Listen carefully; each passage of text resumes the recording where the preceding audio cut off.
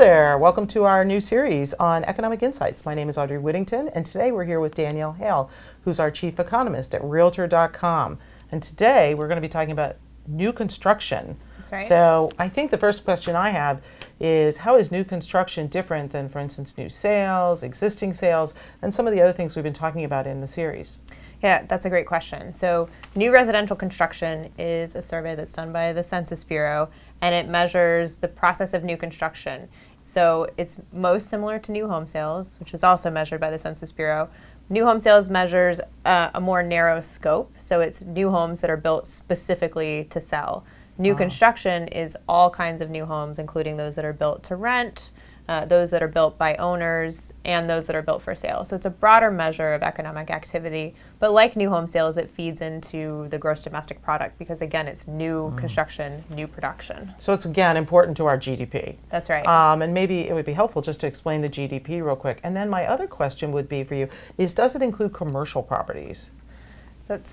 So let's talk about GDP. So Okay. GDP is gross domestic production, and what it basically measures is all of the new economic activity in the economy over a period of time.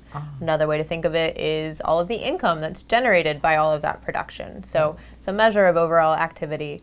And then your other question was about commercial. So in the housing world, we often think of multifamily rental properties as commercial real estate, but in the government's perspective, residential construction includes both single-family homes for owner occupancy and rental occupancy homes, whether it's single-family or multifamily. So it does include that multifamily component. So then, is new construction and new home sales pretty closely tied together? Is there a big differential, or are they pretty comparable? They do tend to move in similar directions because, you know, what prompts someone to buy a new home is probably the same thing that prompts some people to buy land and have someone build them a home. So they're often moving in the same direction. One thing that can move differently is that multifamily construction can sometimes be influenced by different factors than single family construction. So new home sales focuses only on single family homes, whereas the multifamily is a component of new construction. And so sometimes those can move differently. When I'm looking at the data to figure out what it means for the owner-occupied housing market, I often pay attention to single-family construction and don't focus so much on multifamily construction because the vast majority of multifamily construction is built for rent. So right, it's not necessarily translating into, you know, home sales and, you know, trying to track home sales. Right, it doesn't necessarily mean more homes for sale, which is not to say it doesn't affect the housing market because what people are paying in rent is influenced by the number of rental options that are available. So it can be important, but it's not. Lately, what we look for is an increase in the number of homes for sale because inventories have been so low for so long. And when you're thinking about how new construction affects inventory, it's primarily single-family construction that's important. And so most of this indices is actually single-family construction. I mean, what are the percentages of how it breaks out to multifamily versus single-family?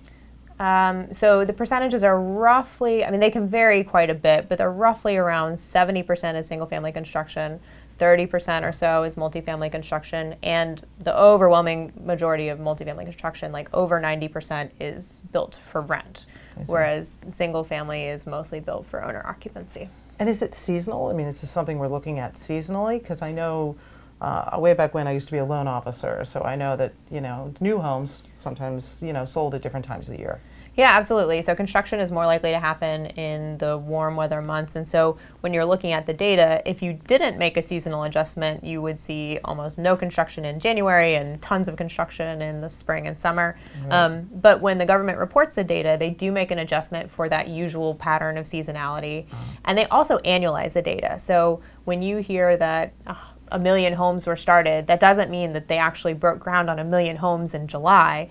It means that with the pace of home starts that we saw in July, if that were to continue for 12 months, we would expect to see 1 million homes for the year. So, and that's really to help you understand the magnitude of how many new homes are coming on the market. Is it typically around, can it be as high as about 1 million new homes coming on the market? I mean, is that something we would see? Yeah, in fact, it would be great if we could get back up to around 1.3 million. That would be a good level. So let's talk about that for a minute. What are we looking at historically? Like, you know, what has been low, what's been high? Is it just recession based like we've talked in some of the other series? You know, what are we looking for as a consumer? Yeah, so the overall level of economic activity affects new construction. So when we go through a recession and overall economic activity slows down, we also see a slowdown in construction. The fact that economic activity is actually pretty high right now, but new construction is not as high as where we'd expect it to be, is an interesting conundrum for the economy. Builders, could build more. There's plenty of demand in the market, but they have trouble building at price points that are affordable, that are really demanded. So that is something that we're seeing going on right now. 1.3 million would be about a normal level to replace construction that's obsolete and to deal with new household formations. So that's what we would expect to see, but lately we've been below that. And just like we talked about prior, it affects other industries, right? I mean, obviously, anything that's under construction affects lumber and labor and other industries, correct? So would you be concerned right now that it's not tracking the way it should be per where the economy is? Is that something, we would see as sort of forbearing?